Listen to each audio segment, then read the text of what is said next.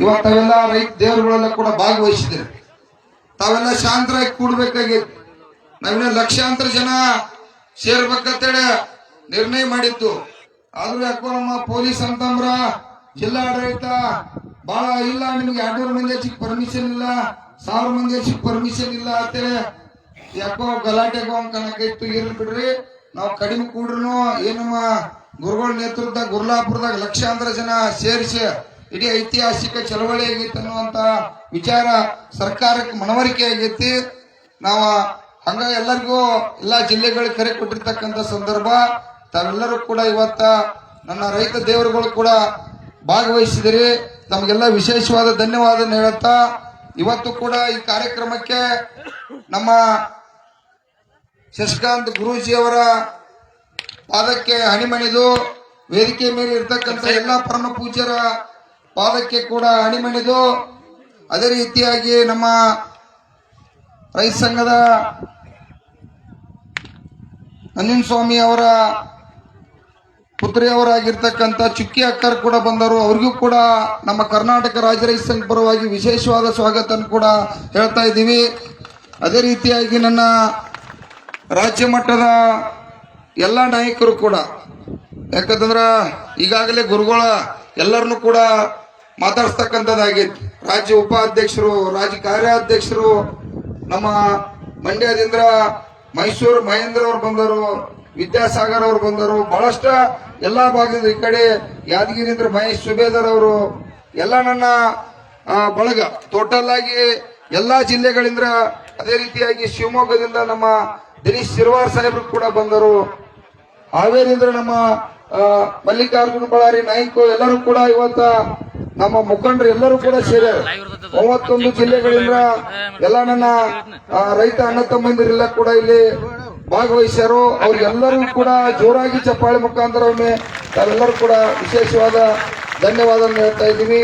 ಮತ್ತು ಮಹಿಳಾ ತಾಯಂದಿರು, ಮಾದೇವಮ್ಮ ಅಣ್ಣಿಗೇರಿ ಇರ್ಬೋದು, ಆಶಾ ಮೇಡಮ್ ಇರ್ಬೋದು, ಎಲ್ಲ ಮಹಿಳಾ ಜಿಲ್ಲಾ ಅಧ್ಯಕ್ಷರು, ಎಲ್ಲ ತಾಲೂಕಿನ ಎಲ್ಲ ನನ್ನ ತಾಯಂದಿರು ತಾವೆಲ್ಲರೂ ಕೂಡ ಭಾಗವಹಿಸಿದಿರಿ. ಅದೇ ರೀತಿಯಾಗಿ ಇಲ್ಲಿ ಪೊಲೀಸ್ ಅಣ್ಣ ತಮ್ಮಂದಿರು ಕೂಡ ಎಲ್ಲರೂ ಕೂಡ ನಮ್ಮ SP ಸಾಹೇಬರು ಕೂಡ ಇಲ್ಲಿ ಭಾಗವಹಿಸ್ಯಾರು.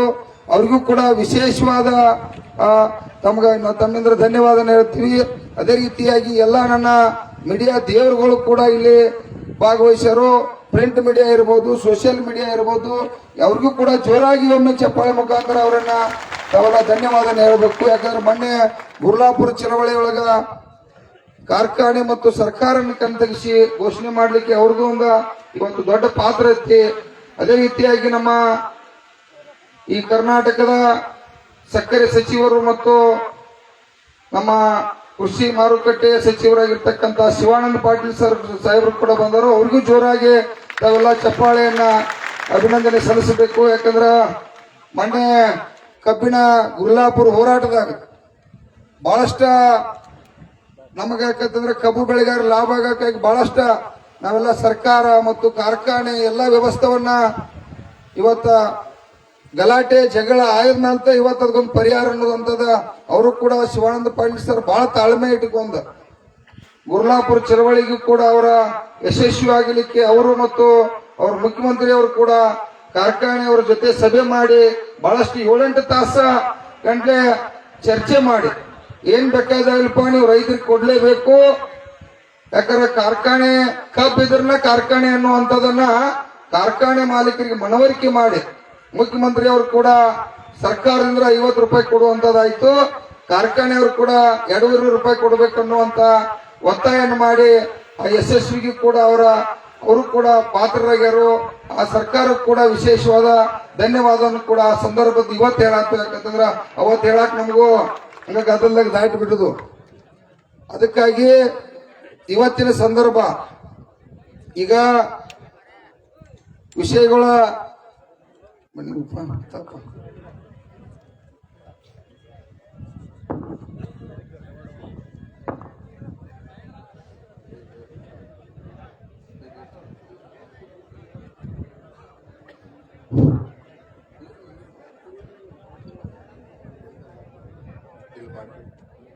ಕರ್ನಾಟಕ ರಾಜ್ಯ ರೈತ ಸಂಘಕ್ಕೆ ಈಗ ಎಲ್ಲ ವಿಷಯಗಳನ್ನ ಪರಿಪೂರ್ಣವಾಗಿ ಸುಮಾರು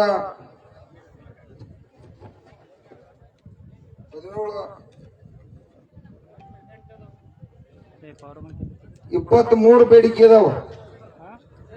ಯಾಕಂದ್ರ ಈ ಕಡೆ ಬೀದರ್ದಿಂದ ಚಾಮರಾಜನಗರ ಮಠ ನಮ್ಮ ಸಮಸ್ಯೆಗಳು ಅದಾವ. 31 ಜಿಲ್ಲೆಗಳ ನಾಡಿನ ಜ್ವಲಂತ ಸಮಸ್ಯೆಗಳು ಅದಾವು. ಈ ಎಲ್ಲಾ ಸಮಸ್ಯೆಗಳಿಗೂ ಕೂಡ ಪರಿಹಾರನ ಈ ರಾಜ್ಯ ಸರ್ಕಾರ ಮತ್ತು ಕೇಂದ್ರ ಸರ್ಕಾರ ಎರಡೂ ಸರ್ಕಾರಗಳು ಕೂಡ ಇವತ್ತ ನಮಗ್ ಪರಿಹಾರನ ಕೊಡಬೇಕಾಗಿತ್ತು. ಪರಿಹಾರನ ನಾವು ಇವತ್ತು ಪಡ್ಕೊಳ್ಳಿಕ್ಕೆ ಇಲ್ಲೆಲ್ಲ ಸೇರಿದೀವಿ. ಮೊದಲನೇದಾಗಿ ಏನು ಕಬ್ಬು ಬೆಳೆಗಾರರು ಕೂಡ ಸರ್ಕಾರಕ್ಕ ಕಾರ್ಖಾನೆ ಇಂದ ವ್ಯವಹಾರನ ಬಗೆಹರಿಸಿರ್ ಸಾಹೇಬ್ರ ಸಂತೋಷ ಐತಿ. ಇವತ್ತ ಕೇಂದ್ರ ಸರ್ಕಾರಕ್ಕೂ ಕೂಡ ಅಬಕಾರಿ ಖಾತೆ ಇರಲಿ, ಇಥನಾಲ್ ಇರ್ಲಿ, ಸ್ಪ್ರೀಟ್ ಇರಲಿ, ಅದರಿಂದ ಅಲ್ಲೂ ಕೂಡ 1 ಟನ್ ಕಬ್ಬಿಗೆ ಸುಮಾರು 5,000 ರೂಪಾಯಿ ಅಕಡೆ ಟ್ಯಾಕ್ಸ್ ಹೋಗ್ತತಿ, ಈ ಕಡೆ ಟ್ಯಾಕ್ಸ್ ಹೋಗ್ತತಿ. ಅವರು 1,000 ರೂಪಾಯಿ ಕೊಡಬೇಕು, ತಾವು 1,000 ರೂಪಾಯಿ ಪರಿಹಾರನ 1 ಟನ್ ಕೊಡಬೇಕಂತೇಳಿ ಈ ರೈತರ ಪರವಾಗಿ ಸರ್ಕಾರಕ್ಕೆ ಒತ್ತಾಯ ಮಾಡ್ತಾ ಇದೀವಿ.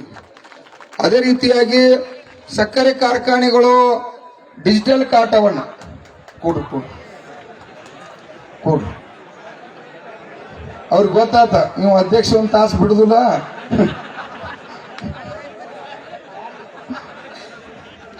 ಈಗ ಸರ್ ಸಕ್ಕರೆ ಏನಂತಾವ್ ಡಿಜಿಟಲ್ ಕಾಟವನ್ನ ನಮ್ದು ಎಲ್ಲರದು ಒತ್ತಾಯ ಏನ, ನೀವು ಎಲ್ಲಾ ಕಾರ್ಖಾನೆಗಳ ಮುಂದೆ ಸರ್ಕಾರದ ಡಿಜಿಟಲ್ ಕಾಟವನ್ನ ಏನಾರ ಕುಣಿಸಿರಪ್ಪ ಅಂತಂದ್ರ ಈ ತೂಕದ APMC ತಾವು ತೂಕದ ಕುಣಿಸಿರ್ನ ಇದಕ್ಕೆ ಪರಿಹಾರ ಆಕತಿಲ್ಲ ಅಂತಂದ್ರ ಈಗ ಗಲಾಟೆ ಚಾಲು ಆಗಿದವ್ರಿ. ಯಾಕಂದ್ರ ತೂಕ ಮಿಸ್ಟೇಕ್ ಅದಾವ ಬಾಯಿಲೆ ಹೇಳುವಂತದಾಗತ್ತದ. ಎಲ್ಲರೂ ಹೆದರಾತಾರ. ಯಾರು ಕೂಡ ನೀವು 5 ಲಕ್ಷ ರೂಪಾಯಿ ಬಹುಮಾನ ಕೊಡಕ್ಕಾಗಿರಿ, ನಾನು ಕೂಡ ಕೈ ಹಾಕ್ತನು, ಯಾರು ತೂಕ ಮಾಡಿ ರಿಪೋರ್ಟ್ ಕೊಡಾಕ್ತಾ ಇರ್ಲಿ, ಬರೀ ಬಾಯಿಲೆ ಹೇಳತ್ತಾರು. ಆ ಕಾರ್ಖಾನೆಗಳಿಗೆ ಕೆಲವು ಜನ ಅಂಜಿರ್ತಾರ. ಏನು ವ್ಯವಸ್ಥೆ ಆಯ್ತು ಗೊತ್ತಿಲ್ಲ, ನಮಗ್ ಅಂಜಿಕಿಲ್ಲ, ನಿಮಗೂ ಇಲ್ಲ. ಕರೆ ನಮ್ಮ ರೈತರಿಗೆ ಕೆಲವರಿಗೆ ಭಯ ಆಯ್ತು. ಅದಕ್ಕಾಗಿ ದಯವಿಟ್ಟು ಇವತ್ತು CM ಅವ್ರಿಗೆ ಹೇಳಿ, ಸಾಹೇಬ್ರ ಎಲ್ಲ ಕಾರ್ಖಾನೆಗಳ ಮುಂದೆ ಈಗಾಗಲೇ 100 ಕೋಟಿ ಸ್ಯಾಂಕ್ಷನ್ ಮಾಡ್ರಿ, ಇನ್ನೂ 100 ಕೋಟಿ ಹೋಗ್ಲಿ ಒಮ್ಮೆ. ಯಾಕಂದ್ರೆ ನೀವ ಲೈಸೆನ್ಸ್ ಕೊಟ್ಟಿರ್ತೀರಿ, ಜಾಗವನ್ನ ಬೇಕಾದ್ರೆ ಅದೇನು ಖರೀದಿ ಐತಿ ನೀವು ಮಾಡಿ ಸರ್ಕಾರದಿಂದ ಅವ್ರು ರೊಕ್ಕ ಕೊಡ್ನೋ. ಖರೆ ನಮ್ದೊಂದು ಡಿಜಿಟಲ್ ಕಾಟ ಒಂದೊಂದು ಕಾರ್ಖಾನೆ ಮುಂದೆ ಎಲ್ಲ 80 ಕಾರ್ಖಾನೆ ಅದಾವಲ್ಲ, 80 ಕಾರ್ಖಾನೆಗಳ ಮುಂದೆ ಒಂದೊಂದು ಡಿಜಿಟಲ್ ಕಾಟವನ್ನು ಕುಣಿಸ್ತಕ್ಕಂಥದ್ದು ಮಾಡ್ಲಿ ಅಂತೇಳಿ ನಿಮ್ ಪರವಾಗಿ ಒತ್ತಾಯ ಮಾಡ್ತಾ ಇದ್ದೀವಿ. ಮತ್ತೆ ಅದ್ರೊಳಗ ಅಲ್ಲಿ ಸರ್ ಕಂಪ್ಯೂಟರ್ ಅಲ್ಲಿ ಏನ್ ಮಾಡ್ತಾರಂತಂದ್ರ ಅವ್ರ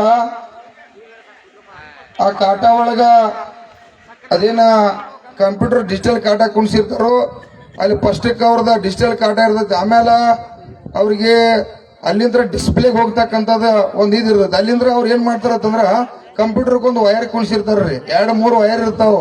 ಒಂದು ಕಂಪ್ಯೂಟರ್ಗೆ ಹೋಗೋ ವೈರ್ ಕುಣಿಸಿದ್ರೆ ಅದು ಆಟೋಮೆಟಿಕ್ ಕಂಪ್ಯೂಟರ್ದಾಗ 1 ಟನ್ ತುಡುಗು ಮಾಡ್ತಕ್ಕಂಥ ಸಟ್ ಮಾಡಿ ಬಿಡ್ತೈತಿ. ಅದಕ್ಕಾಗಿ ಕಂಪ್ಯೂಟರ್ ಇಲ್ಲ ಸರ, ನಾ ಸ್ವತಃ ನೋಡಿದನ್ರಿ. ನೋಡಿ ಬಂದು ಮಾತು ನಿಮ್ ಕಮಿಷನರ್ DC ಅವ್ರಿಗೆ ಹೇಳಿ ಅದನ್ನ ಲಾಕ್ ಮಾಡಿಸ್ತಕ್ಕಂಥದ್ದು ಕೂಡ ಆಗೈತಿ. ಅದ್ರ ಬದಲು ಅವ್ರಿಗೂ ಕೂಡ ಮನವಿ ಕೊಟ್ಟಿದ್ರಿ. ಆ ಕಂಪ್ಯೂಟರ್ ಒಟ್ಟೆ ಇರಬಾರ್ದು ಸರ. ಕಂಪ್ಯೂಟರ್ ಕೆಲಸ ಇಲ್ರಿ, ಪ್ರಿಂಟರ್ ಇಲ್ರಿ. ಆ ಪ್ರಿಂಟ್ ಬರ್ತಾರ, ಸ್ಕ್ಯಾನ್ ಬರ್ತೈತಿ, ಆ ಕಾರ್ಖಾನೆ ಅವ್ರಿಗೆ ಹೋಗ್ತೈತಿ. ಡಿಸ್ಪ್ಲೇ ಇಲ್ಲ ಇಂಡಿಕೇಟರ್ ಅಂದ್ರ ಏನ, ಈಗ ಡಿಜಿಟಲ್ ಕಾಟ ಐತಿ ಅಲ್ಲಿಂದ್ರ ಇಂಡಿಕೇಟರ್ ಡೈರೆಕ್ಟ್ ಡಿಸ್ಪ್ಲೇ ಹೋಗ್ಬೇಕ, ಅದು ಕಂಪ್ಯೂಟರ್ ವೈರ್ ಹೋಗ್ಬಾರ್ದು ಸರ್. ಅದನ್ನ ನಿಮ್ಮ ಕಾನೂನು ಆಕ್ಟ್ದಾಗ ಇದ್ರೆ ಅದ ಕಂಪ್ಯೂಟರ್ ಇರೋ ಅವಶ್ಯಕತೆ ಇಲ್ಲ ಅಂತ ಹೇಳಿ ಸರ್. ಅದನ್ನ ಸಂಪೂರ್ಣ ಕಂಪ್ಯೂಟರ್ನ ತೆಗಿಸ್ತಕ್ಕಂಥದ್ದು ಆಗ್ಬೇಕು ಅನ್ನೋಂಥದನ್ನ ಇವತ್ತ ಒತ್ತಾಯ ಮಾಡ್ತಾ ಇದೀವಿ. ರಿಕವರಿ ಸರ್, ರಿಕವರಿ ಒಳಗ ಭಯಂಕರ ಮೋಸ ಐತಿ. ತಮಗೇನಾದ್ರೂ ಬದಲು ಹೇಳೋ ಅವಶ್ಯಕತೆ ಇಲ್ಲ. ಮತ್ತೆ ರಿಕವರಿಯನ್ನ ಕಾರ್ಖಾನೆ ಅವರೇ ಚೆಕ್ ಮಾಡ್ತಾರೆ ಸರ್, ಸರ್ಕಾರ ಚೆಕ್ ಮಾಡಂಗಿಲ್ಲ, ಮತ್ತೆ ನಾವು ಚೆಕ್ ಮಾಡಂಗಿಲ್ಲ. ಯಾಕಂದ್ರೆ ಕಾರ್ಖಾನೆ ಒಳಗೆ ರಿಕವರಿ ಚೆಕ್ ಮಾಡೋ ಮಿಷನ್ಗಳು ಅದಾವು, ಅವರ ಚೆಕ್ ಮಾಡ್ತಾರೆ. ಅದಕ್ಕಾಗಿ ನೀವೆಲ್ಲ ಕಾರ್ಖಾನೆಗಳ ಮುಂದೆ ಒಂದು ಶಾಂಪಲ್ ಮಿಷನ್ಗಳನ್ನ, ರಿಕವರಿ ಶಾಂಪಲ್ ಮಿಷನ್ಗಳನ್ನ ಕಡ್ಡಾಯವಾಗಿ ಸರ್ಕಾರ ಮಾಡ್ಲೇಬೇಕು ಸರ್. ಯಾಕಂದ್ರ ಈಗ ನೋಡ್ರಿ, ನಿಮ್ ಗುಲ್ಬರ್ಗಾ ಭಾಗದ ನನ್ನ ರೈತರು ಬಂದಾರ ಇಲ್ಲಿ, ಅವ್ರದ್ದು ಕೂಡ 40 ಗಣಿಕೆ ನಮಗಿಂತ ಹೈಯೆಸ್ಟ್ ಕಬ್ಬನ್ನ ಜಾಸ್ತಿ ಬೆಳೆದಾರ. ಪಾಪ ಅವ್ರದ್ದು 9 ರಿಕವರಿ ತೋರಿಸ್ತಾರ. ಅಲ್ಲಿ ಗಾನ ಮಾಡಿರ ಅಲ್ಲಿ 1 ಕ್ವಿಂಟಲ್ 30 ಕಿಲೋದು ಬೆಲ್ಲ ಬೀಳತೈತಿ. ಮತ್ತ ಅದೇಂಗೇನ ಅಷ್ಟ ರಿಕವರಿ ಕಡಿಮೆ ಬರ್ತೈತಿ? 100% ಸರ. ಈ ಕಾರ್ಖಾನೆಯವರು ಇದು ಮೋಸ ಮಾಡ್ತಕ್ಕಂಥ ಕಂಪನಿ ಐತಿ, ಅವರೇ ನಮ್ಮನ್ನು ಉದ್ಧಾರ ಮಾಡಕ್ಕೆ ಕಟ್ಟಿಲ್ಲ. ಅದು ತಮಗೂ ಗೊತ್ತಿದ್ದ ವಿಷಯ ಐತಿ, ನೀವು ಮಾಡಿ ಮಾತಾಡಿರಿ. ಯಾಕಂದ್ರೆ ಅವ್ರು ಉದ್ಧಾರ ಆಗಕ್ಕೆ ಕಾರ್ಖಾನೆ ಕೆಟ್ಟಿದಾರು. ಈಗ ಅವ್ರಿಗೆ ಮೊನ್ನೆ ಈ ಘೋಷಣೆ ಮಾಡಿದ್ದನ್ನ ಗುದ್ದಾಡಿ ಕೋರ್ಟಿಗೆ ಹೋಗಿದಾರ ಒಂದು 5-6 ಮಂದಿ. ಅವ್ರ ಕೋರ್ಟ್ ಕೂಡ ಚೀಮಾರಿ ಹಾಕೈತಿ ಅವ್ರಿಗೆ. ಮೊದಲ ಕಬ್ಬು ಬೆಳೆಗಾರ ಇದ್ರನ್ನ ಕಾರ್ಖಾನೆಪ್ಪ ಇದ್ರ ನಡೆದಿಲ್ಲತ್ತ ಅವ್ರಿಗೂ ಗೊತ್ತಾಗೈತಿ. ಈಗ ಕೋರ್ಟ್ ಚೀಮಾರಿ ಹಾಕೈತಿ ಅವ್ರಿಗೆ. ನಿರಾಣಿಯದು ಹೋಗ್ಯಾರ ಕಾಣ್ತದ ಬಹುಶಃ. ಅವ್ರದ್ದು ತಲೆಯಾಗದಾವ. ಈ ಕಡೆ ಬಿಜೆಪಿ ಅವ್ರ ಕಾಂಗ್ರೆಸ್ ದವ್ರು ಹೇಳ್ಯಾರ ನಾವ್ಯಾಕೆ ಹೋಗೋಣ ಅಂತೇಳಿ ತೊಡೆ ಮಂದಿ ಅದು ಕಂಪನಿ ಐತಿ. ಅದನ್ನೇನ ಸರ್ಕಾರ ಜವಾಬ್ದಾರಿ ಐತಿ. 300 ರೂಪಾಯಿ ಅಂತೂ ಅವ್ರ ಮಣಿದೇವ್ರು ಕೊಡ್ಬೇಕು, ನಮ್ಗೇನು ಸಂಬಂಧ ಇಲ್ಲ. ಅದ ಕೊಡ್ಲೇಬೇಕಾದ ಸರ್ಕಾರ ಮುಖ್ಯಮಂತ್ರಿ ಘೋಷಣೆ ಮಾಡ್ಯಾರು, ಅದನ್ನು ಕೊಡಿಸ್ಬೇಕಾದದ್ದ ನಮ್ಮ ಸಚಿವರದು ಮುಖ್ಯಮಂತ್ರಿ ಅವ್ರ ಜವಾಬ್ದಾರಿ ಐತಿ ಸರ್. ಅದೇ ರೀತಿಯಾಗಿ ಕಬ್ಬು ಬೆಳೆಗಾರರ ಕಚೇರಿ ಆಯುಕ್ತರು, ನೀವು 5 ಮಂದಿನ ಇಲಾಖೆ ಇಟ್ಕೊಂಡ ಇದು ನಡೆಸೋದು ಬೇಡ. ನನಗೆ ಅಸಹ್ಯ ಅನ್ಸತೈತಿ, ನಿಮ್ಗೆ ಹೆಂಗ್ ಅನ್ಸತೈತಿ ಗೊತ್ತಿಲ್ಲ, ನಮಗಂತೂ ಪೂರಾ ಅಪಮಾನ ಅನ್ಸತೈತಿ. ಯಾಕಂದ್ರ ಇತಿಹಾಸದಾಗ ಕಾರ್ಖಾನೆಗೆ ಹೋಗಿ ರಿಕವರಿ ಚೆಕ್ ಮಾಡಲಿಲ್ಲ ಶುಗರ್ ಕಮಿಷನರ್ ಇಲಾಖೆಯವರ. ಅಲ್ಲಿ ಯಾರನ್ನೋ ಡಿ ಪುಟ್ಟದವ್ರು ನಚ್ಚೋದು, ಅವ್ರು ನಚ್ಚೋದು, ಆ ಮೆಜರ್ಮೆಂಟ್ದವ್ರು ಹಚ್ಚೋದು, ಮೆಜರ್ಮೆಂಟ್ದವ್ರಿಗೂ ಕೂಡ ಅಲ್ಲಿ ಚೆಕ್ ಮಾಡೋರಿಗೆ ಅವು ಒಂದು 5-6 ಮಂದಿದವರು. ಇದೆಲ್ಲ ವೇಸ್ಟ್ ಐತೆ. ನಾ ಏನತ್ತನ್ರಿ, ಒಂದು ಮಹಾರಾಷ್ಟ್ರದಂಗ ಕಮಿಷನರ್ ಒಬ್ಬ ಸ್ಪೆಷಲ್ IAS ಅಧಿಕಾರಿ, ಇಲ್ಲಿ ಬೆಳಗಾವಿ ಕಾಯಂ ಒಬ್ಬ ಕಮಿಷನರ್ ಕಾಯಂ ಇರ್ಬೇಕ್ರಿ. ಒಂದು 50 ಆಗಲಿ 100 ಮಂದಿನ ಸಿಬ್ಬಂದಿಗಳು ನೇಮಕ ಮಾಡ್ರಿ, ಸಿಬ್ಬಂದಿಗೆ ನೇಮಕ ಮಾಡ್ರಿ, ಎಲ್ಲ ಡಿಜಿಟಲ್ ಮಾಡ್ರಿ. ತೂಕ ಕೂಡ ಇಲ್ಲಿ ಡಿಜಿಟಲ್ ಇರಬೇಕು. ಅಲ್ಲಿ ಏನೇನ ಆ ರಿಕವರಿ ಕೂಡ ಪ್ರತಿನಿತ್ಯ ರಿಪೋರ್ಟ್ ಇರಬೇಕು. ಆ ರೀತಿ ಒಳಗ ಕಮಿಷನರ್ ಸರ್ ಕೂಡ ಬಂದಾರ್ರಿ. ಇದನ್ನ 10 ವರ್ಷ ಆದ್ರಿ ಶಿವಾನಂದ್ ಸರ. ಇದೇನ್ರಿ ನಿಮ್ಮಿಂದ್ರ ಆಗುದು, ಯಾಕಂದ್ರ ನೀವ ಏರಿ ಹುಲಿ ಮನಸ್ಸು ಮಾಡಿ ಕೆಲಸ ಮಾಡ್ರಿ, ಕೆಲಸ ಆಗುದು. ಮತ್ತೆ ಯಾರ ಉಳಿದವ್ರ ಕೆಲಸ ಆಗುದು ಗೊತ್ತಾಗೈತೆ. ಈಗ ಮುಖ್ಯಮಂತ್ರಿಗೆ ಅದನ್ನ ಗಂಭೀರವಾಗಿ ಒತ್ತಾಯ ಮಾಡೋಣ್ರಿ. ಯಾಕಂದ್ರ ನೋಡ್ರಿ, ಯಾರ ಮೇಲೆ ಗೂಬಿ ಕುಣಿಸ್ತಾರೋ ಇಲಾಖೆ ಗಟ್ಟಿತ್ತಂದ್ರ ಆ ಚಟುವಟಿಕೆ ಕಾನೂನಾತ್ಮಕವಾಗಿ 15 ದಿವಸ ಬಿಲ್ ಕೊಡ್ಬೇಕ್ರಿ. ಕೆಲವು ಕಾರ್ಖಾನೆಗಳು ಇನ್ನೂ ತಿಂಗಳಾತವ್ರ, ಗಂಡ ಮಕ್ಕಳು ಯಾರೋ ದಾದ ಮಾಡತ್ತಿಲ್ಲ. ಮತ್ತೀಗ ಏನ್ ಮಾಡವ್ರ,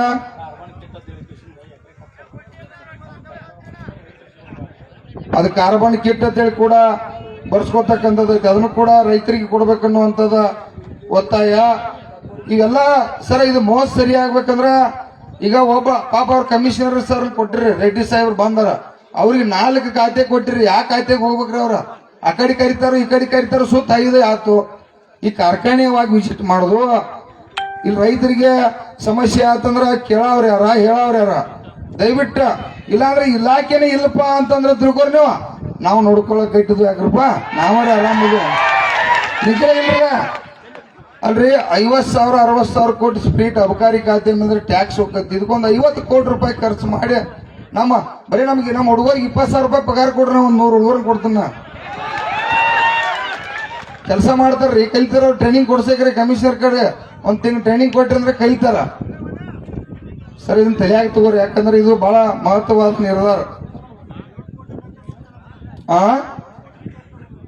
ಇಲ್ಲ ನಾ ಅಜ್ಮಸ್ ಪಂಚಾಂಗ್ ಹೇಳತ್ತನ, ಅದೇನು 10 ಕೋಟಿ ಆಗ್ಬೇಕ 100 ಕೋಟಿ ಆಗಿ ಅವ್ರ ಮಾಡ್ಲಿ. ಸರ್ ಇದ್ರ ಸೀರಿಯಸ್ ಇಟ್ಕೋರಿ ವಿಷಯ. ಇವತ್ತಿನ ತೀರ್ಮಾನ ಆಗ್ಲೇಬೇಕ್ರಿ. ಕಬ್ಬು ಬೆಳೆಗಾರ ಸಮಸ್ಯೆಗೆ ಒಮ್ಮೆ ತರ ಅಂತ್ಯ ಆಗ್ಬೇಕು. ಮತ್ತು ಮಂಡ್ಯ ಭಾಗದಾಗ ಅಲ್ಲಿ ನಾವು FRP ಹೊರತುಪಡಿಸಿ ಇವತ್ತು 300-400 ರೂಪಾಯಿ ರೊಕ್ಕ ತಗೊಂಡು ಇವ್ರು FRP ಹೊರತುಪಡಿಸಿ ಮಂಡ್ಯದಾಗ $1 ರೂಪಾಯಿ ಕೂಡ ಹೆಚ್ಚಿಕೊಡತ್ತಿಲ್ಲ. ಅವ್ರಿಗೆ 2300-2400 ರೂಪಾಯಿ ರೇಟ್ ಬೀಳತೈತಿ. ಅಲ್ರಿ ಕಬ್ಬು ಬೆಳೆಯಕ್ಕೆ ಎಲ್ಲರಿಗೂ ಅಷ್ಟೇ ಖರ್ಚು ಬರ್ತೈತಿ. ಅವ್ರಿಗೂ ಕೂಡ 3,300 ಈ ರೇಟ್ ಅನ್ವಯ ಆಗ್ಬೇಕು ಸರ್. ಯಾಕಂದ್ರೆ ಅವ್ರಿಗೆ 10 ರೂಪಾಯಿ ಕೂಡ ರಿಕವರಿಕ್ಕಿಂತ ಹೆಚ್ಚು ಕೊಡ್ತಾ ಇಲ್ಲ. ನಾವೀಗ ರಿಕವರಿ FRP ಅನ್ನು ಒಪ್ಪೇ ಇಲ್ಲ. ಮೊದಲ ಕೇಂದ್ರ ಸರ್ಕಾರದ ಏನ 9.5 ಮಾಡ್ಯಾರೋ ಅವ್ರ ಅಗದಿ ಮೋದಿ ಅಜ್ಜ ನಮ್ಮನ್ನು ಮೋಸ ಮಾಡಿ ನೀರೇ ಹಿಡಿದಾನ, ಅದ್ರೊಳಗಿನ ಸಂಶಯನೇ ಇಲ್ರಿ. ಅದಕ್ಕಾಗಿ ಅದು ಮಂಡ್ಯ ಭಾಗದವ್ರು ಕೂಡ ಯೋಗ್ಯವಾದ ರೇಟನ್ನ ಕೂಡ ನೀವು ಅದ್ರ ಗಂಭೀರವಾಗಿ FRP ಹೊರತುಪಡಿಸಿ ಏನ್ ನಮ್ಮಲ್ಲಿ 400-500 ರೂಪಾಯಿ ಹಣ ಸಿಗತೈತಿ. ಆ ಮಂಡ್ಯ ಭಾಗದವ್ರಿಗೆ ಕೂಡ ಅವ್ರಿಗೆ 3,300 ಸಿಗೋ ರೀತಿಯೊಳಗ ಒತ್ತಾಯ ಮಾಡೋಣ್ರಿ. ಅದೇ ರೀತಿಯಾಗಿ ಕಬ್ಬಿನ ಸಮಸ್ಯೆ ಸಾಕೀಗ. ಕಿತ್ತೂರ ಇರ್ಲಿಗಪ್ಪ ಹುಲಿಯ ಅವ್ ನಮ್ಮ ಹುಡುಗರ್ಗಪ್ಪ ಇರ್ಲಿ, ಶಾಂತಿ ಇರ್ರಿ.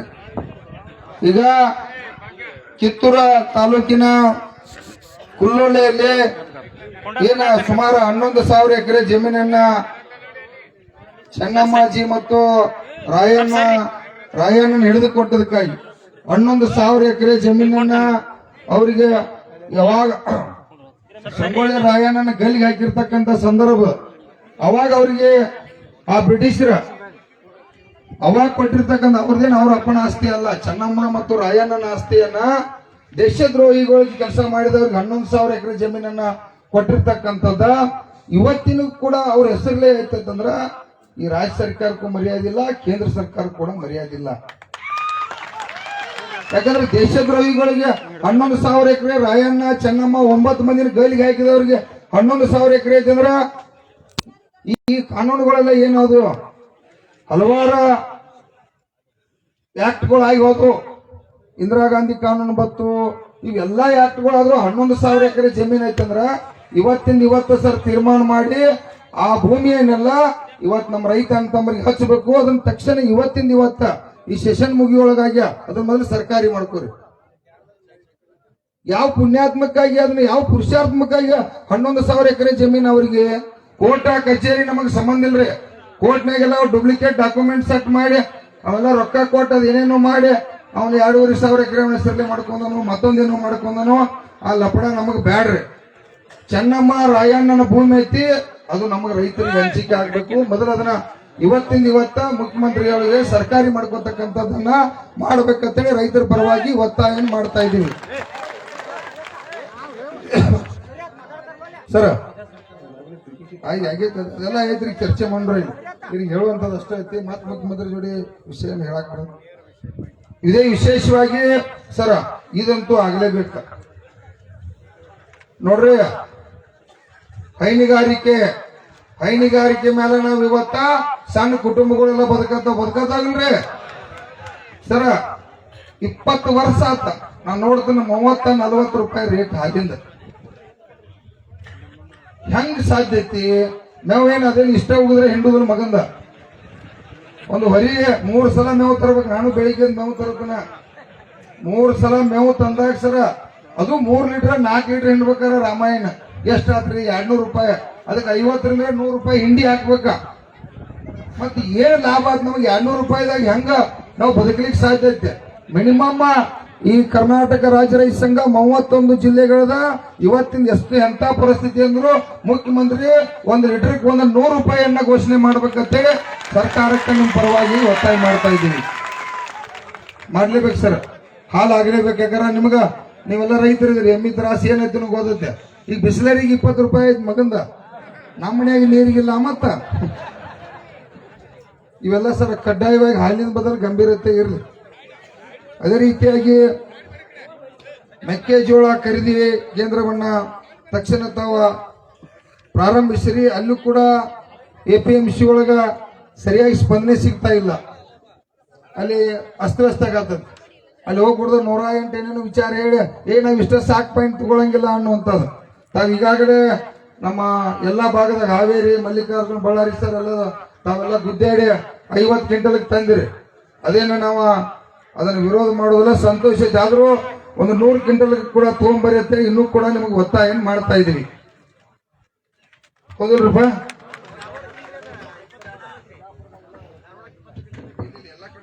ಧಾರವಾಡಕ್ಕ ಹಾವೇರಿಗೆ ಸರ್ ತಾರತಮ್ಯ ಮಾಡಬೇಡ್ರಿ. ರಾಜ್ಯವ್ಯಾಪಿ ನೀವೇನು ಆದೇಶ ಐತಿ, ಈಗ 50 ಕ್ವಿಂಟಲ್ ತಗೋ ಆತ್ರಿ.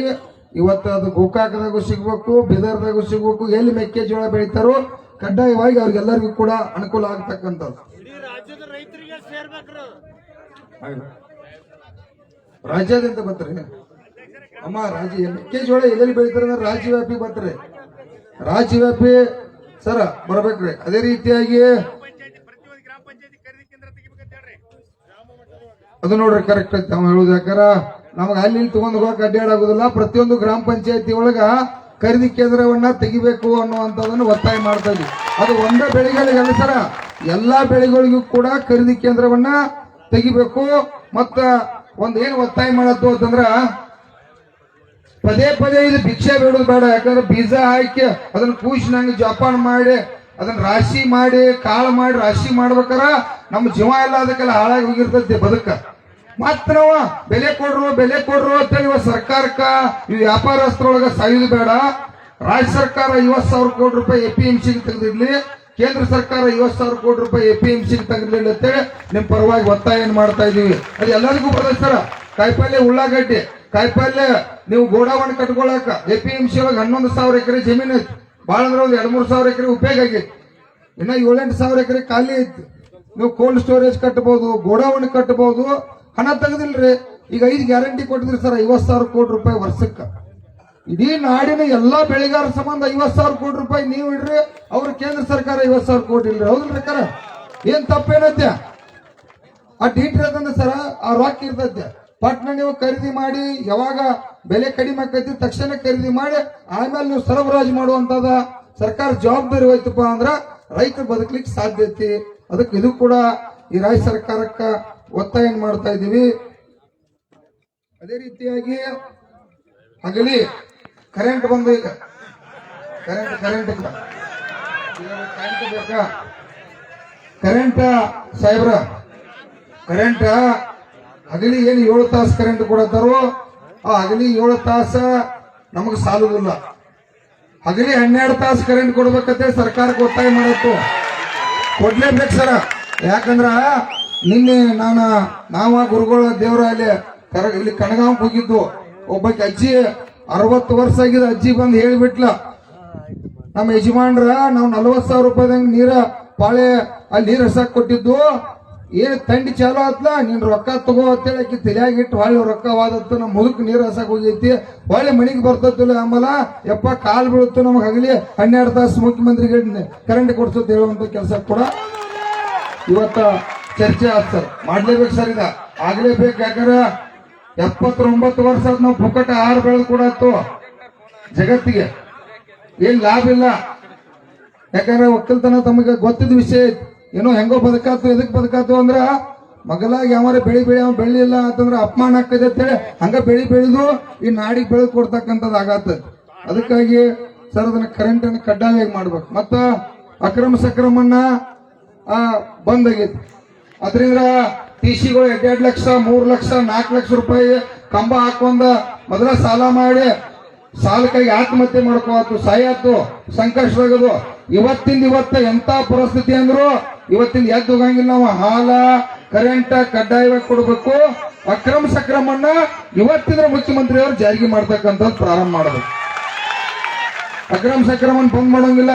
ನಿಮ್ ಸೋಲಾರ ಗೀಲಾರ ನಾವೇನು ಬೇಕಾಗಿಲ್ಲ ನಮಗ. ಅದು ನೀವ್ ಯಾವಾಗ ಏನ್ ಮಾಡ್ತೀರಿ ಮಾಡ್ರಿ, ತಕ್ಷಣ ಅದು ಆಗ್ಬೇಕು. ಅದೇ ರೀತಿಯಾಗಿ ಸಬ್ ಸ್ಟೇಷನ್ಗಳು ಸರ್, ಸ್ಟೇಷನ್ಗಳಿಂದ ಸರಿಯಾಗಿ ಲೋಡ್ ಬರ್ತಾ ಇಲ್ಲ. ಈಗ ನೀವು 7 ತಾಸ ಇನ್ನು 12 ತಾಸು ಕರೆಂಟ್ ಕೊಟ್ಟರು ಕೂಡ ಕರೆಂಟ್ ನೀವು ಸಬ್ ಸ್ಟೇಷನ್ ಲೋಡ್ ಅನ್ನ ಇದನ್ನ ಮಾಡ್ಬೇಕು. ನೀವೇನ್ ಮಾಡ್ರಿ, ಆ ಭಾಗದಾಗ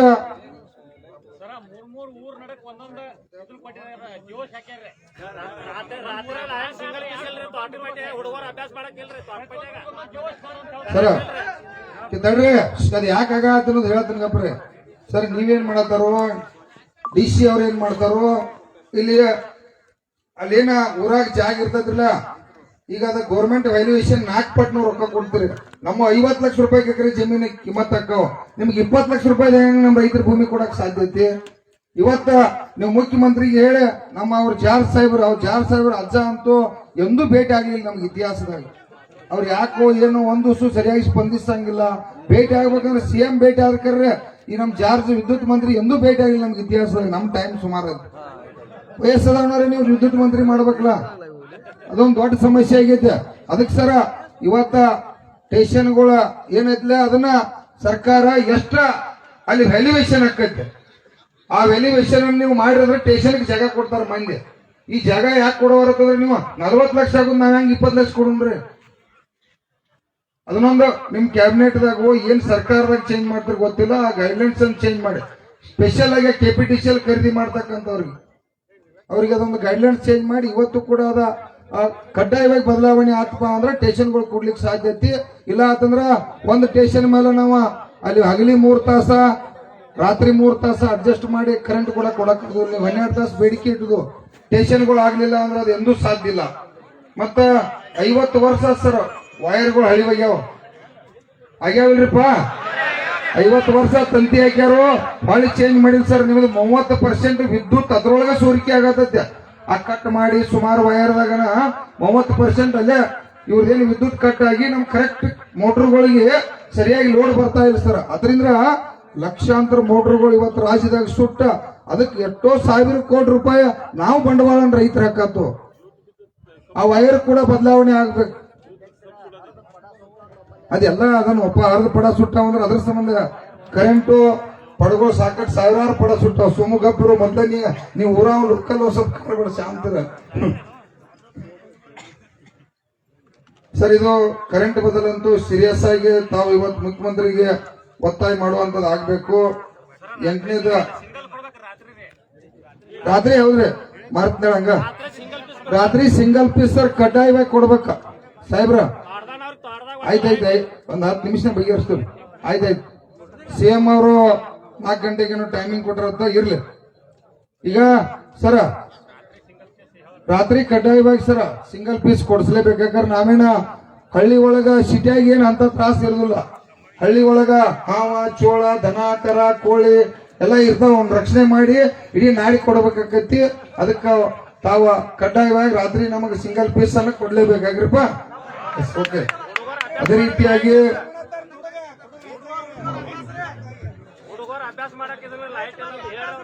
ರೈತರದ ಕೇಂದ್ರ ಸರ್ಕಾರ ರಾಜ್ಯ ಸರ್ಕಾರ ಸಂಪೂರ್ಣ ಸಾಲ ಮನ್ನಾ ಮಾಡಬೇಕು.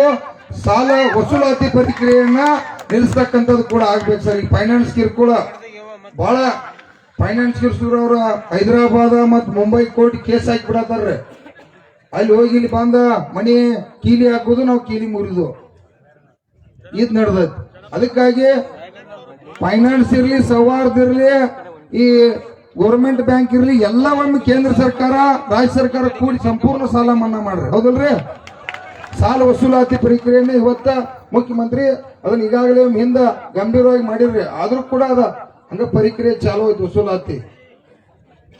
ಅದೇ ರೀತಿಯಾಗಿ ಅರಣ್ಯ ಒತ್ತುವರಿ ಮತ್ತು ಬಗರ್ ಹುಕ್ಕುಮ್ಮ ಗೋಮಾಳ ಜಾಗದಲ್ಲಿ ಹಲವಾರು ವರ್ಷಗಳಿಂದ ರೈತರು ಉಳುಮೆ ಮಾಡುತ್ತಿದ್ದು ಆ ಜಾಗವನ್ನು ರೈತರಿಗೆ ಪೈಣಿ ಉತ್ತಾರವನ್ನು ನೀಡುವುದು.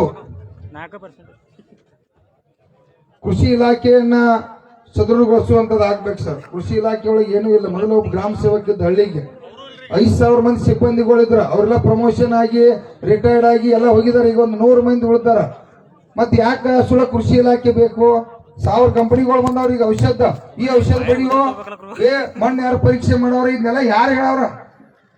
ಸುಳ್ಳ. ಅದಕ್ಕೊಬ್ಬ ನೀವು ಅನ್ನದಾತ ಕೇಂದ್ರ ಸರ್ಕಾರ ಹೇಳುದು, ರಾಜ್ಯ ಸರ್ಕಾರ ಹೇಳುದು. ದೇಶದ ಬೆನ್ನೆಲುಬು ಅನ್ನದಾತ ಅನ್ನೋದು ಬೆನ್ನು ಮುರಿದು ಹೋಗೈತಿ. ನಮ್ಮ ಜಲಮಾಲ ಹಾಳಾಗಿ ಹೋಗೈತಿ.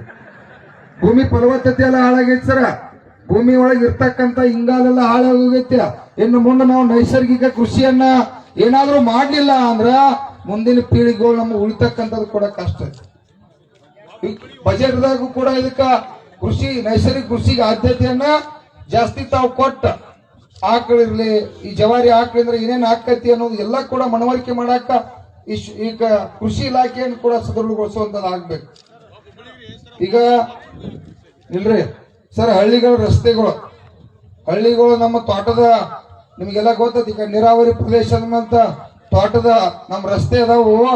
ನಾವು ಒಂದ್ ಏನಾರ ತೋಟದಾಗಿಂದ ಕಬ್ಬಾಗ್ಲಿ ಮೆಕ್ಕೆಜೋಳ ಆಗ್ಲಿ ತರಬೇಕಂದ್ರ 4 ಟ್ರ್ಯಾಕ್ಟರ್ ಹಚ್ಚಿ ಅದನ್ನ ಕೆಡಿ ಬಿತ್ತಪ್ಪ ತತ್ತೋ ಅಂತೇಳಿ ಈ ರೀತಿ ಪರಿಸ್ಥಿತಿ ಆಗ.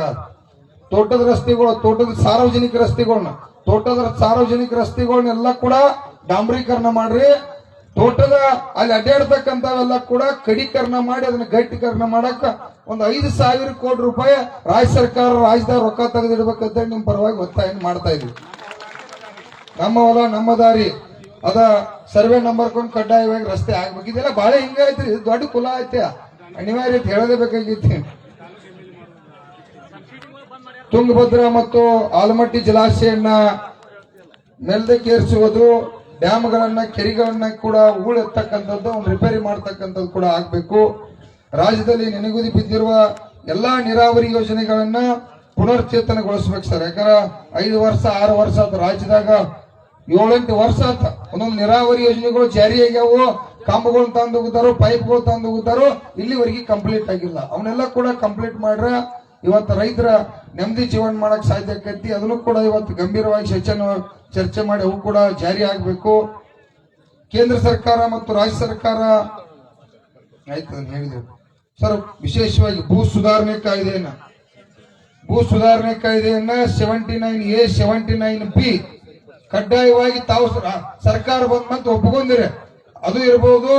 ನಮ್ಮ APMC 87B ಕೇಂದ್ರ ಸರ್ಕಾರ ವಾಪಸ್ ಪಡೆದ ಇವತ್ತು ಪಡ್ಲೇಬೇಕು ಸರ್. ನೀವು ಮಂತ್ರಿ ಇದ್ರಿ, ಇವತ್ತು CM ಹೇಳಿ 87B ಏನದ ಈ ಪ್ರೈವೇಟ್ ವ್ಯಾಪಾರಸ್ಥರು ಮಾಡಕ್ಕೆ ಏನ್ ಲೈಸೆನ್ಸ್ ಕೊಡ್ತಕ್ಕಂಥದ್ದು 87B ಐತಿ, ಅದನ್ನ ತಾವು ಕೂಡ ವಾಪಸ್ ಪಡಿತಕ್ಕಂಥದ್ದು ಇವತ್ತು ನಿರ್ಧಾರ ಮಾಡಬೇಕು. ಇದು ಭೂ ಸುಧಾರಣೆ ಕಾಯ್ದೆ ಇರಲಿ, ರೈತ ವಿರೋಧಿ ಕಾನೂನುಗಳು ಯಾವ್ಯಾವ ಅದಾವ ನೀವ ಹೇಳಿರ್ತೀರ ಸರ್ಕಾರ ಬರೋಕ್ಕಿಂತ ಮುಂಚೆ. ತಕ್ಷಣ ನಮ್ಮ ಸರ್ಕಾರ ಬಂದು ಕೂಡದ ಮುಖ್ಯಮಂತ್ರಿ ಅವ್ರು ಹೇಳ್ಯಾರ, ಸರ್ಕಾರ ಬಂದ ತಕ್ಷಣ ಎಲ್ಲಾ ಕಾಯ್ದೆಗಳನ್ನ ಹೇಳ್ಯಾರಲ್ರಕ್ಕಾರ. ಕೇಂದ್ರ ಸರ್ಕಾರ ತಕ್ಕೊಂಡತಿ, ರಾಜ್ಯ ಸರ್ಕಾರ ತಕ್ಕೊಂಡಿಲ್ಲ. ಆಯ್ತು, ಗೊತ್ತಾಗಿದ್ದು ವಾಪಸ್ ಎಲ್ಲಾ ಕಾಯ್ದೆಗಳನ್ನ ವಾಪಸ್ ಪಡಿಬೇಕು. ಶರಾವತಿ ಪಂಪ್ ಸ್ಟೋರೇಜ್ ಯೋಜನೆ ಅವೈಜ್ಞಾನಿಕವಾಗಿದ್ದು ಸರ್ಕಾರ ತಕ್ಷಣ ಆ ಯೋಜನೆಯನ್ನ ಹಿಂಪಡಿ ಬಿಡಬೇಕು. ಶಿವಮೊಗ್ಗದಾಗ ಶರಾವತಿ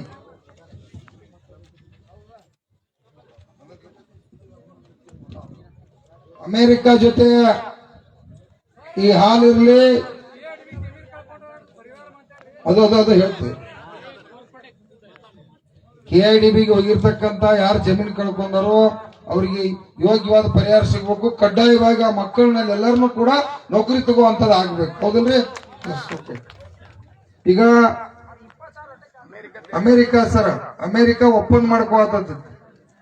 ನಮ್ಮ ದೇಶದ ಪ್ರಧಾನಮಂತ್ರಿ ಏನಾರ ಒಪ್ಪಂದ ಮಾಡ್ಕೊಂಡಪ್ಪ ಅಂದ್ರೆ ನಮ್ಮನ್ನ ಕೊಂದು ಉಗಿದು ಬಿಡ್ತಾನ. ಅದರೊಳಗೆ ಎರಡನೇ ಮಾತೇ ಇಲ್ಲ. ನರೇಂದ್ರ ಮೋದಿ ಅವರಿಗೂ ಕೂಡ ಅವ್ರ ವಿರುದ್ಧ ನಾವೀಗ ಪ್ರಹ್ಲಾದ್ ಜೋಶಿ ಮಣಿಗೆ ಕೆಲವು ದಿನದಾಗ ಹೋರಾಟ ಮಾಡೋದು ನಕ್ಕಿ ಬಿಡಂಗಿಲ್ಲ. ಅವನ ಮಣಿಗೂ ಬೆಲೆ ನಿಗದಿ ಎಲ್ಲಾ ವಿಚಾರದಾಗ ಜನವರಿ ಒಳಗ 100% ಮಾಡಬೇಡ್ರಪ್ಪ.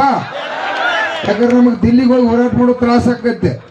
ಇಲ್ಲಿ ಎಲ್ಲಾ MP ಮನೆ ಮುಂದೆ ಕೊಂಡ್ರಲ್ಲ. ಅದಕ್ಕೂ ಗಟ್ಟಿದು ಸರ.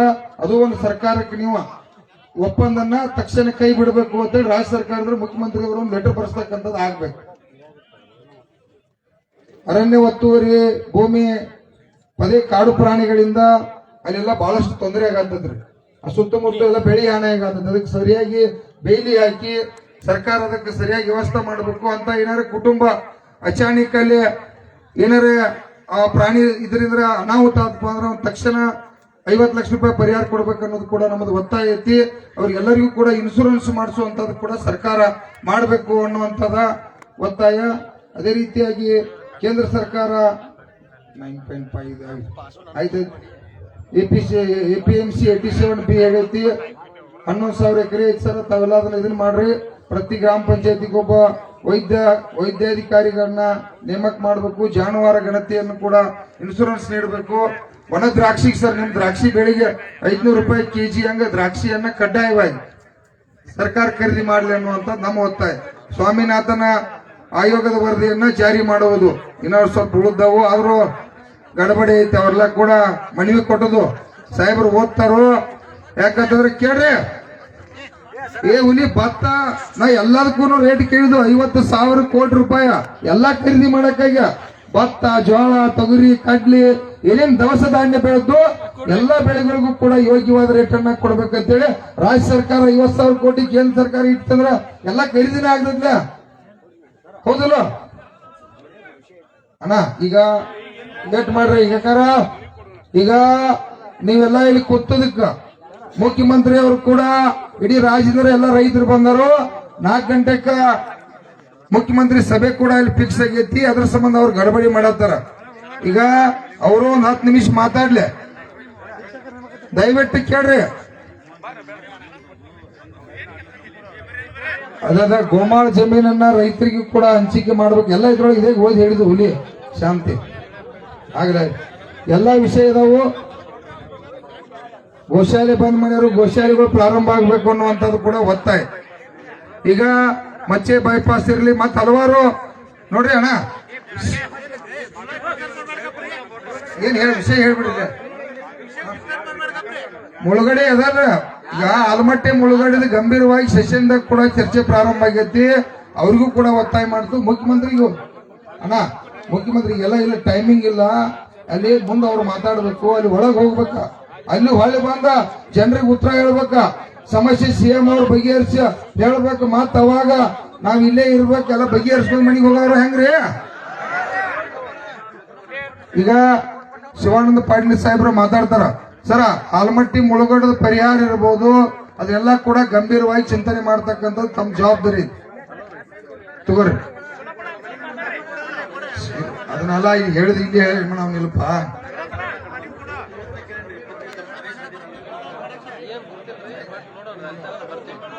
ಕರ್ನಾಟಕ ರಾಜ್ಯ ರೈತ ಸಂಘಕ್ಕೆ ಈಗ ಹುಲಿಗೋಡ್ರ ಗೈಟೆ ಕೊಂಡ್ಬೇಕ, ನೀವೆಲ್ಲ ಓಡಿ ಹೋಗು ಲೆಕ್ಕದಾಗಾದ್ರೆ ಬಾಳೆನೂ ಓಡಿ ಹೋಗ್ತೈತಿ. ಇಷ್ಟ ನೋಡಿಲ್ಲ, ನೀವು ಓಡಿ ಹೋಗು ಲೆಕ್ಕದಾಗ ಚರ್ಚೆ ಮಾಡ್ಬೇಡ್ರಿ. ನಾವ್ ಹೇಳಿದ್ವಿ ಈಗ ಎದ್ದು ಓಡಿ ಹೊರಗ ಮಾತಾಡತ್ರಿ, ಶಾಂತ ಕೊಂಡ್ರಿ. ಕರ್ನಾಟಕ ರಾಜ್ಯ ರೈತ ಸಂಘಕ್ಕೆ ಹಸಿರು ಸೇನೆಗೆ ಈಗ ಮಿನಿಸ್ಟರ್ ಸಾಹೇಬ್ರು ಮಾತಾಡ್ತಾರ, ಮಾತಾಡದ್ನ್ಯಾಗ ಒಬ್ಬ ಅಡ್ಡ ಮಾತಾಡೋಂಗಿಲ್ಲ, ಅಡ್ಡ ಮಾತಾಡ್ರೆ ಗುರುಗಳಿಗೆ ನನಗ ಮಾತಾಡಿದಂಗ ಹೌದು. ಮತ್ತ ಅಲ್ಪ ಅವ್ರು ಏನ್ ಹೇಳ್ತಾರ ಪೂರ್ತಿನಿ ಕೇಳಕ್ ಆಗ್ಲಿಲ್ಲ ಅಂದ್ರೆ ಏನ್ ಮಾಡಕ್ ಬರ್ತೈತೆ? ಅವ್ರಿಗೆ ಕೇಳ್ರಿ ಅಣ್ಣ, ಎಲ್ಲ ಬಾಗೇವಾಡಿ ಇರ್ಲಿ, ನಿನ್ KIDP ಇರ್ಲಿ, ಎಲ್ಲ ಬತ್ತ ಎಲ್ಲ ಹೇಳೈತಿ. ಹುಲಿ ನನ್ನ ರೈತ ದೇವರುಗಳ ಕೈ ಮುಗಿತಪ್ಪ, ಶಾಂತಿ ಇರ್ತೀರಿ? ಆಯ್ತು, ಓಕೆ.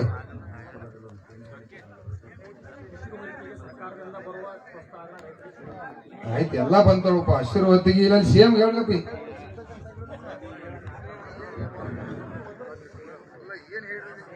ಪ್ರಪ್ರಥಮದಲ್ಲಿ ಅಣ್ಣ ಬಸವಣ್ಣನವರ ನಂತರದಲ್ಲಿ ನನದು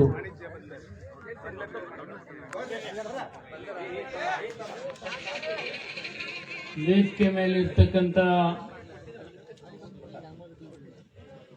ರೈತ ಮುಖಂಡರಾದಂಥ ಶಶಿಕಾಂತ್ ಗುರೂಜಿ ಅವರೇ, ಚಿನ್ನಪ್ಪಣ್ಣ ಪೂಜಾರಿ ಅವರೇ, ಚುಕ್ಕೆ ನಂಜುಂಡಸ್ವಾಮಿ ಸೋದರಿ ಅವರೇ, ಅನೇಕ ವೇದಿಕೆ ಮೇಲೆ ಆಸೀನರಿರ್ತಕ್ಕಂಥ ಎಲ್ಲ ರೈತ ಮುಖಂಡರೇ, ತಾಯಂದ್ರೆ, ಆತ್ಮೀಯರೇ, ರೈತ ಮಿತ್ರರೇ, ಪತ್ರಿಕಾ ಮಾಧ್ಯಮದ ಎಲ್ಲ ಸಹೋದ್ಯೋಗಿಗಳೇ, ಬಹಳ ಕೃತಜ್ಞತಾಪೂರ್ವಕವಾಗಿ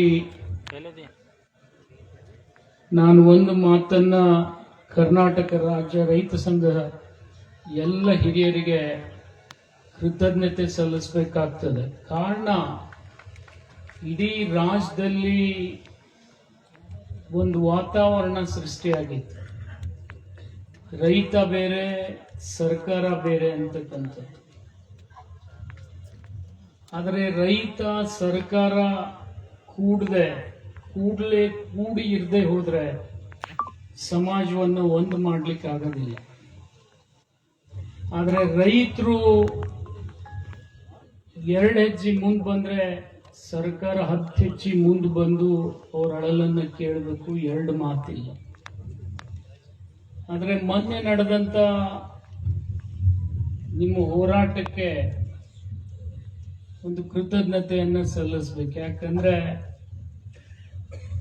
ದಿವಂಗತ ನಂಜುಂಡಸ್ವಾಮಿ ಅವರು, ಪುಟ್ಟಣ್ಣವರು ಹೋದ್ಮೇಲೆ ಈ ಜಾಗ ತುಂಬತಕ್ಕಂಥ ರೈತ ನಾಯಕರನ್ನ ನಾವು ಪಡಿತೀವಿ ಅನ್ನತಕ್ಕಂಥ ಆಶಾಭಾವನೆ ನಮ್ಮ ಮನಸ್ಸಿನಲ್ಲಿ ಇರಲಿಲ್ಲ. ಆದ್ರೆ ಆ ಜಾಗ ಇವತ್ತು ಎಲ್ಲ ರೈತ ಮುಖಂಡರು, ಚಿನ್ನಪ್ಪಣ್ಣನ ಆದಿಯಾಗಿ ಎಲ್ಲರೂ ಏನ್ ರೈತರಿದ್ದೀರಿ, ಎಲ್ಲ ಜಿಲ್ಲೆ ರೈತರು ಇವತ್ತು ಕೇವಲ ರಾಜ್ಯ ಸರ್ಕಾರ ಅಲ್ಲ, ಕೇಂದ್ರ ಸರ್ಕಾರ ನಿಮ್ಮ ಎದುರಿಗೆ ತಲೆ ತಗ್ಗಿಸುವ ಹಾಗೆ ನೀವು ಮಾಡ್ತೀರಂತಕ್ಕಂಥ ಬಲ ಪ್ರದರ್ಶನ ನಾವು ಮಾಡಿದ್ದೀರಿ ಅಂದ್ರೆ ಅದು ಅತಿಶೋಕ್ತಿ ಆಗಲಿಕ್ಕಿಲ್ಲ. ಆದರೆ ಈ ಸಂದರ್ಭದಲ್ಲಿ ನಾನು ಒಂದು ವಿನಂತಿಯನ್ನ ಮಾಡ್ಕೊಳ್ತೀನಿ. ಸಮಸ್ಯೆಗೆ ಪರಿಹಾರ ಇದ್ದೇ ಇರ್ತದೆ. ಪರಿಹಾರ ನಾವು ಪಡ್ಕೊಳ್ತಕ್ಕಂಥ ಪ್ರಯತ್ನ ಮಾಡದೆ ಹೋದ್ರೆ ಹಗ್ಗ ಜಗ್ಗಾಟಿನಲ್ಲಿ ಏನಾದರೂ ಅನಾಹುತ ಆಗ್ಬೋದು. ಆದರೆ ನಾನು ನಿಮಗೊಂದು ಘಟನೆ ಜ್ಞಾಪಕ ತರ್ತೀನಿ. ತಮ್ಮ ಹೋರಾಟದಲ್ಲಿ ಎಲ್ಲ ಶಕ್ತಿಗಳಿದ್ದು, ಆದರೆ ಒಂದು ಆಕಸ್ಮಿಕ ಘಟನೆ ಇಡೀ ರೈತ ಕುಲಕ್ಕೆ ಒಂದು ಅಪಮಾನ ಮಾಡ್ತಕ್ಕಂಥ ಸ್ಥಿತಿ ಉದ್ಭವ ಮಾಡ್ತದೆ. ರೈತರು ಕಬ್ಬು ಸುಡ್ತಾರೆ ಅಂತಕ್ಕಂಥ ಸ್ಥಿತಿ ಬರಬಾರ್ದು. ಆದ್ರೆ ನನ್ನ ಕಣ್ಣೆದುರಿಗೆ ಅದು ಆಗ್ಲಿಲ್ಲ, ನಾನು ಹಿಂದೆ ಆದ್ರೂ ಕೂಡ ಮುಂದೆ ಆಗ್ಬಾರ್ದನು ಅಂತ ಕಳಕಳಿಯ ಮನವಿಯನ್ನ ನಾನು ಮಾಡ್ಕೊಳ್ತೀನಿ. ಅದು ಗುರ್ಲಾಪುರ್ ಒಂದು ಹೋರಾಟ ಏನಿತ್ತು, ಅದು ಒಂದು ಊರಿನ, ಒಂದು ಜಿಲ್ಲೆಯ ಅಥವಾ ಒಂದು ಸಮಾಜದ ಶಕ್ತಿ ಅಲ್ಲ, ಇಡೀ ರಾಜ್ಯ ರೈತ ಸಂಘದ ಶಕ್ತಿ ಅಂತ ಹೇಳಿದ್ರೆ ಅದು ತಪ್ಪಾಗಿರ್ತಿಲ್ಲ ಅಂತ. ಅದು ಮುಗಿದ್ಮೇಲೆ ಸಾಮರಸ್ಯದಿಂದ ಇವತ್ತು ಎಲ್ಲ ಕಾರ್ಖಾನೆಗಳು ಇವತ್ತು ಕಬ್ಬು ಮುಗಿಸ್ತಕ್ಕಂಥ ಪ್ರಯತ್ನ ಪ್ರಾರಂಭ ಮಾಡಿದ್ದಾರೆ. ಅದು ಮಾಡದೆ ಹೋಗಿದ್ದಿದ್ರೆ ರೈತರು ಕೂಡ ಸಂಕಷ್ಟಕ್ಕೆ ಸಿಲುಕ್ತಿದ್ರು. ನಿಮ್ಗೆಲ್ಲ ಗೊತ್ತಿದೆ, ಕಬ್ಬು ಕಡಿಯುವಂಥ ಗ್ಯಾಂಗ್ಗಳು ಯಾವ ರೀತಿ ನಿಮ್ಮನ್ನು ಶೋಷಣೆ ಮಾಡ್ತಾವ ಅನ್ನೋದು. ಒಂದು 2 ದಿವಸ ತಡ ಆದರೆ ಒಂದು 500 ರೂಪಾಯಿ ಜಾಸ್ತಿ ಬೇಡೇ ಬಿಡ್ತಾರೆ ಅವರು. ಕೆಲವು ಕಡೆ 1000 ಬಿಡ್ತಾರೆ, ಕೆಲವು ಕಡೆ 2000 ಬಿಡ್ತಾರೆ. ಆದರೆ ಕಬ್ಬು ಗರಿ ಹಾಕ್ತಂದ್ರೆ ಅದು ನಮ್ದೇ ನುಕ್ಸಾನ್ ಆಗ್ತದೆ. ಇದನ್ನೆಲ್ಲ ಮನವರಿಕೆ ಮಾಡಿಕೊಂಡು ನಿಮ್ಮ ರೈತ ನಾಯಕರು ಬಹಳ ಆಕ್ರೋಶದಲ್ಲಿದ್ರೂ ಕೂಡ ಬಹಳ ದೊಡ್ಡ ಸಂಯಮವನ್ನ ಪ್ರದರ್ಶನ ಮಾಡಿರ್ತಕ್ಕಂಥ ರೈತ ಸಂಘಟನೆ ಅಂದ್ರೆ ಅದು ಕರ್ನಾಟಕ ರೈತ ಸಂಘದ ಹಸಿರು ಸೇನೆ ಅಂತೇಳಿ ಬಹಳ ಹೆಮ್ಮೆಯಿಂದ ನಾನು ಹೇಳಬೇಕಾಗ್ತದೆ. ಅಲ್ಲಿ ಯಾವುದೇ ಅಹಿತಕರ ಘಟನೆ ಆಗದ ಹಾಗೆ ನಾವು ಪ್ರಯತ್ನ ಮಾಡಿ ರಾಜ್ಯದ ರೈತರಿಗೆ, ಇಡೀ ದೇಶದಲ್ಲಿ ಯಾವುದೇ ರಾಜ್ಯ ಕಬ್ಬಿನ ರೈತರಿಗೆ ಹೆಚ್ಚಿನ ಬೆಳೆ ಕೊಡಿಸಿರ್ತಕ್ಕಂಥ ರಾಜ್ಯ ಇದ್ರೆ ಅದು ಕೇವಲ ಕರ್ನಾಟಕ ಅಂತೇಳಿ ಇವತ್ತು ನಾನು ಹೆಮ್ಮೆಯಿಂದ ಹೇಳಬೇಕಾಗ್ತದೆ. ನೀವು ಪಕ್ಕದ ಮಹಾರಾಷ್ಟ್ರದ ಉದಾಹರಣೆ ಹೇಳ್ಬೋದು, ಉತ್ತರ ಪ್ರದೇಶದ ಉದಾಹರಣೆ ಹೇಳ್ಬೋದು. ಆದರೆ ಉತ್ತರ ಪ್ರದೇಶದಲ್ಲಿ ಬಹಳ ದೊಡ್ಡ ರೈತ ಅಂದ್ರೆ 5 ರಿಂದ 10 ಎಕರೆ ಇರ್ತಕ್ಕಂಥ, ನಮ್ಮಲ್ಲಿ 20, 30, 40 ಎಕರೆ ಕಬ್ಬು ಬೆಳೀತಾರೆ. ಪಕ್ಕದ ಮಹಾರಾಷ್ಟ್ರದಲ್ಲಿ ಕೂಡ ಇಷ್ಟು ಬೆಲೆ ಸಿಗಲಿಲ್ಲ.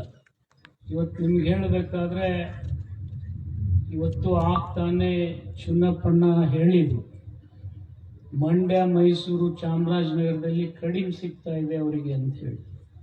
ನಾವು ಒಂದು ನಿರ್ಣಯವನ್ನು ಮಾಡಿದ್ದೀವಿ, ರಾಜ್ಯದ ಉದ್ದಗಲಕ್ಕೂ ಏನು ಸರ್ಕಾರದ ಪ್ರೋತ್ಸಾಹ ಹಣ 100 ರೂಪಾಯಿ ಕೊಡಬೇಕು, ಅದನ್ನು ಯಾವುದೇ ರೈತರಲ್ಲಿ ಭೇದ ಭಾವ ಇಲ್ಲದೆ ಎಲ್ಲ ರೈತರಿಗೆ ಕೊಡಿಸ್ತಕ್ಕಂಥ ಪ್ರಯತ್ನ ನಾವು ಮಾಡ್ತೀವಿ ಅಂತಕ್ಕಂಥ ಮಾತನ್ನು ಇವತ್ತು ನಾನು ಹೇಳಲಿಕ್ಕೆ ಇಚ್ಛೆ ಪಡ್ತಾ ಇದ್ದೇನೆ. ಜೊತೆಗೆ ಯಾವ ಕಾರ್ಖಾನೆಯಲ್ಲಿ ಹೆಚ್ಚಿಗೆ ರಿಕವರಿ ಇರ್ತದೆ, ಆ ರಿಕವರಿಗೆ ಅನುಗುಣವಾಗಿ ಹಣ ಕೊಡಿಸ್ತಕ್ಕಂಥ ಒಂದು ಪ್ರಯತ್ನ ಕೂಡ ನಾವು ಮಾಡಿದ್ದೀವಿ.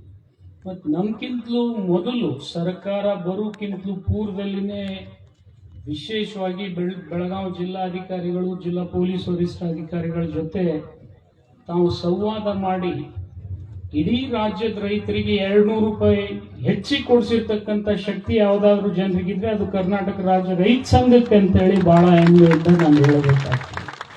ನಿಮ್ಮನ್ನು ನೋಡಿ ಇಡೀ ರಾಜ್ಯದ ಬೀದರ್ ಹಿಡ್ಕೊಂಡು ಚಾಮರಾಜನಗರವರೆಗೆ ಎಲ್ಲ ರೈತರಿಗೆ ಸಹಾಯ ಆಗಿದೆ. ಆ ಎಲ್ಲ ಪ್ರಯತ್ನ ಇದು ನಿರಂತರವಾಗಿ ನಡೀಬೇಕು. ಅದು ಕೇವಲ ಈ ವರ್ಷಕ್ಕೆ ಸೀಮಿತವಾಗಬಾರ್ದು. ಬರುವ ವರ್ಷ ಇರಲಿ, ಅದರ ಮುಂದಿನ ವರ್ಷ ಇರಲಿ, ಎಲ್ಲ ವರ್ಷ ಈ ಪ್ರಯತ್ನ ನಿರಂತರ ನಿಮ್ಮ ರೈತ ಸಂಘದ ಸಲಹೆ ಸೂಚನೆ ಮೇರೆಗೆ ಜರುಗಲಿ ಅಂತೇಳಿ ಹಾರೈಸ್ತಾರೆ. ಇವತ್ತು ಅನೇಕ ಸಲಹೆಗಳನ್ನು, ಇವತ್ತು 23 ಸಲಹೆಗಳನ್ನು ಇವತ್ತು ಈ ವೇದಿಕೆ ಮುಖಾಂತರ ತಾವು ಕೊಟ್ಟಿದ್ದೀವಿ. ಅದರಲ್ಲಿ ಬಹಳ ಪ್ರಮುಖವಾಗಿರ್ತಕ್ಕಂಥ ಒಂದು ಸಲಹೆಯನ್ನು ನಾನಿಲ್ಲಿ ಮಾನ್ಯ ಮುಖ್ಯಮಂತ್ರಿಗಳಿಗಾಗಲಿ ಕೇಂದ್ರ ಸರ್ಕಾರಕ್ಕಾಗಲಿ ಮನವರಿಕೆ ಮಾಡಿಕೊಡ್ಬೇಕು. ಅದೇನಪ್ಪ ಅಂದರೆ, ರೈತ ಏನೇ ಬೆಳೆದ್ರೂ ಒಂದು ಯೋಗ್ಯ ಬೆಲೆ ಸಿಗಬೇಕು. ಇವತ್ತು ಬಾಟಾ ಚಪ್ಪಲಿ ತಗೊಳ್ಳಿಕ್ ಹೋದ್ರೆ ಅವ್ನು ಸಿಕ್ಕ ಹಾಕಿಟ್ಟಿರ್ತಾನೆ 999 ರೂಪಾಯಿ ಅಂತೇಳಿ.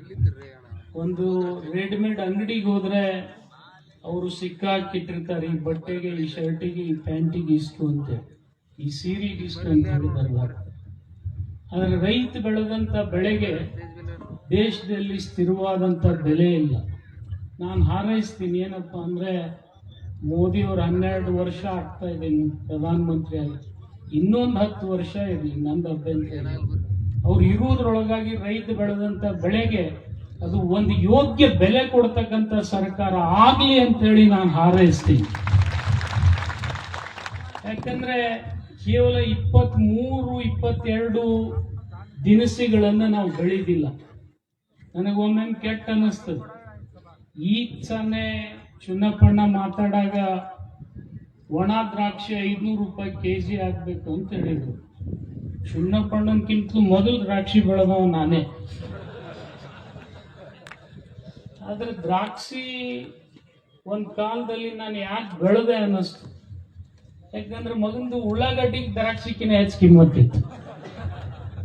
ಆ ಉಳ್ಳಾಗಡ್ಡಿ ಹೆಸರು ಹೇಳಿ ದಿಲ್ಲಿ ಸರ್ಕಾರ ಕಿತ್ಕೊಂಡು ಹೋಯ್ತು, ನಿಮ್ಗೆಲ್ಲ ಗೊತ್ತು. ಈಗೂ ಹಂಗೆ ಆಗ್ಯಾದ. ನನಗೆ ಮೊನ್ನೆ ಅನ್ನಿಸ್ತಿತ್ತು, ಟಮಾಟಿ ಈ ದ್ರಾಕ್ಷಿ ಬೆಳೆ ಬದಲು ಟಮಾಟಿ ಬೆಳೆದಿದ್ರೆ 100 ರೂಪಾಯಿ ಕಿಲೋ ಹೋಗ್ತಿತ್ತಲ್ಲ ಅಂತ ಹೇಳಿ. ಒಮ್ಮೊಮ್ಮೆ ಬೆಳ್ಳುಳ್ಳಿಗೆ 400-4,000 ರೂಪಾಯಿ ಕಿಲೋ ಆಗ್ತದೆ. ಇದು ಎಲ್ಲ ಆಗ್ಬಾರ್ದು. ನಮಗೆ ಕಡಿಮೆನೇ ಬರಲಿ, ನಮಗೊಂದು ಸ್ಥಿರವಾದಂಥ ಬೆಲೆ ಇರಲಿ. ನಾವು ಅಂಥ ಪ್ರಧಾನಮಂತ್ರಿಯನ್ನ ಬಯಸ್ಬೇಕು. ಯಾಕಂದ್ರೆ ಇದು ದೇಶ ದೊಡ್ಡ. ಇವತ್ತು ಒಂದೇ ಕರ್ನಾಟಕ, ಒಂದೇ ಮಹಾರಾಷ್ಟ್ರ, ಒಂದೇ ತಮಿಳುನಾಡು ಇದ್ರೆ ಏನೂ ಆಗ್ತಿರ್ಲಿಲ್ಲ. ಆದರೆ ಎಲ್ಲ 31 ರಾಜ್ಯಗಳು ಸೇರಿಸಿ, ಕೆಲವು ಕೇಂದ್ರಾಡಳಿತ ಪ್ರದೇಶ ಸೇರಿಸಿ ಇವತ್ತು ದೇಶ ಕಟ್ಕೊಂಡು ಕೂತೀವಿ ನಾವು. ನಮ್ಮ ಪಕ್ಕದ ಮಹಾರಾಷ್ಟ್ರಕ್ಕೆ ಒಂದು ಆರ್ಣಿ, ನಮಗೊಂದು ಆರ್ಣಿ ಆದರೆ ನಮ್ಮನ್ನು ಬಡಿತಾರೆ ನಾಳೆ ಜನ. ಇವತ್ತು ಭಾಳ ನೋವು ಅನ್ನಿಸ್ತದೆ. ರೈತ ಬೆಳೆದಂಥ ಬೆಳೆಗೆ ಒಂದು ಯೋಗ್ಯ ಬೆಲೆ ಕೊಡ್ಲಿಕ್ಕೆ ಆಗ್ತಾ ಇಲ್ಲ. ಅದು ನಮ್ಮ ಪಕ್ಷ ಇರಲಿ, BJP ಇರಲಿ, ದಳ ಇರಲಿ, ಅದನ್ನು ನಾವು ಎಲ್ಲರೂ ಕೂಡಿ ಮಾಡಬೇಕು. ನಾನು ಒಂದೇ ಪಕ್ಷಕ್ಕಲ್ಲ, ನಮ್ಮ ಎಲ್ಲರನ್ನ ನಿರ್ವಹಿಸ್ತಕ್ಕಂಥ, ಅಂಕುಶವನ್ನು ಹಾಕ್ತಕ್ಕಂಥ ಶಕ್ತಿ ಯಾರಿಗಾರ ಇದ್ರೆ ಅದು ಕೇವಲ ರೈತರಿಗೆ ಮಾತ್ರ ಇದೆ ಅನ್ನತಕ್ಕಂಥ ಮಾತನ್ನ ನಾನು ಹೇಳ್ತಾ ಇದ್ದೀನಿ. ಇವತ್ತು ಕೂಡ ವಿಧಾನಸಭೆಯಲ್ಲಿ ಚರ್ಚೆ ಆಗ್ತದೆ. ಚರ್ಚೆ ಪಕ್ಷದ ಹೆಸರ ಮೇಲೆ ಆಗಬಾರ್ದು, ರೈತರ ಹಿತದೃಷ್ಟಿಯಿಂದ ಆಗಬೇಕು. ಅದು ದುರ್ದೈವ. ಇವತ್ತು ನಾನು ನಮ್ಮ ಪಕ್ಷದ ಹೆಸರು ಹೇಳಿ ಚರ್ಚೆ ಮಾಡಿದರೆ ಅದು ನನಗೂ ಭೂಷಣ ಅಲ್ಲ, ಅದು ಅವ್ರಿಗೂ ಭೂಷಣ ಅಲ್ಲ. ನಾನು ಯಾಕೆ ಈ ಮಾತು ಹೇಳ್ತೀನಿ ಅಂದರೆ, ಕೆಲವು ವಿಚಾರಗಳು ರೈತರಿಗೆ ಗೊತ್ತಿರೋದಿಲ್ಲ. ಈಗ ಇಲ್ಲಿ ಏನೋ ಕರ್ನಾಟಕದಲ್ಲಿ ಇಷ್ಟೆಲ್ಲ ವಿಷಯ ತಿಳಿಸ್ಲಿಕ್ಕೆ ನಿಮ್ಮಲ್ಲಿ ತಜ್ಞರಿದ್ದಾರೆ, ತಜ್ಞರಾದಂಥ ರೈತರಿದ್ದಾರೆ, ತಜ್ಞರ ಜೊತೆ ಬಹಳ ಅನುಭವ ಉಳಿತಕ್ಕಂಥ ರೈತರಿದ್ದಾರೆ. ಅದರಿಂದ ನಿಮಗೆಲ್ಲ ಇಷ್ಟು ಮನವರಿಕೆ ಆಗಿದೆ.